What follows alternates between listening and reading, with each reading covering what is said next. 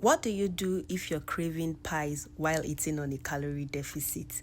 Well, if you're dummy, you would experiment and make some to see how close you can get to the original recipe without altering too much. So my original recipe calls for 240 grams flour, and I replaced 40 grams of the flour with blended oats and chia seeds just to make sure that I have some fiber in my crust. Now I added my salt, baking powder, mixed that till it was combined.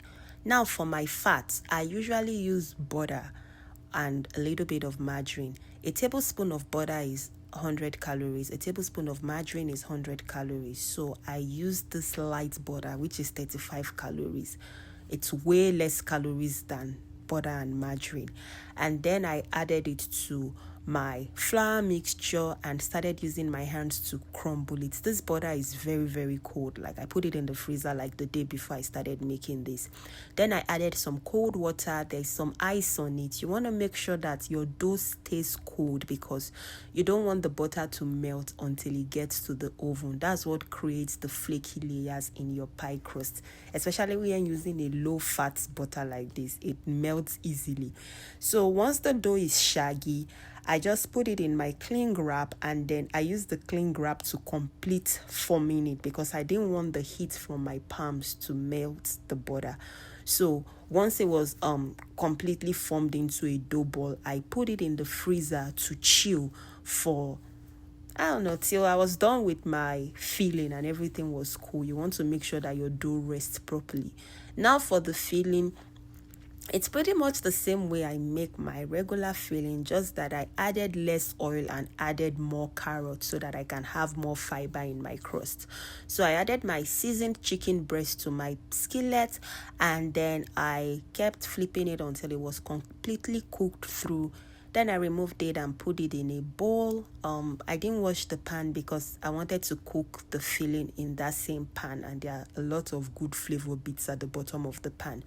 So I shredded my chicken, and once it was well shredded, I set it aside and then proceeded to make my filling. I added some onions in the pan, no extra fat, and then once the onion started sweating, it released the burnt bits at the bottom of the pan. Then I added some garlic and ginger.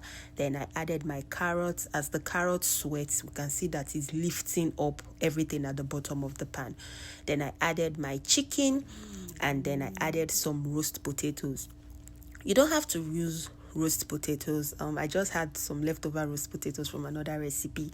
Then I added some slurry, added some green onions, adjusted for seasoning, gave it one final mix, and then set it aside until it was completely cooled. Now it's time to assemble. I brought out my pie crust from the fridge. As I cut one portion, I put the remaining back in the fridge because I do not want it to melt. And then I started rolling it and arranging it.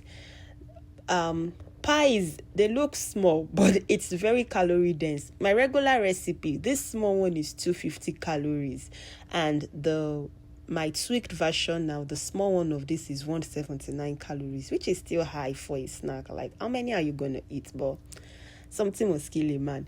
So you don't even want to imagine how many calories are in the big chicken pie or even meat pie. Like, it's gonna be a lot, and you can conveniently eat four and think you're still eating a snack.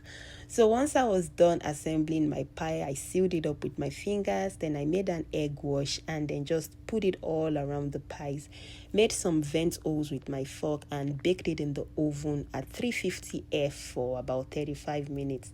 While it was baking, I put the leftover crust in the air fryer because the crust is my favorite part, and just to check if the crust is going to work with that butter, and it did. It has the flaky crust that I like, although it's not as flavorful as the crust made with regular butter, but it's a good substitute. So once my pies were ready, this is how it looked. I opened it up and looked at the layers, and I was so happy with the results.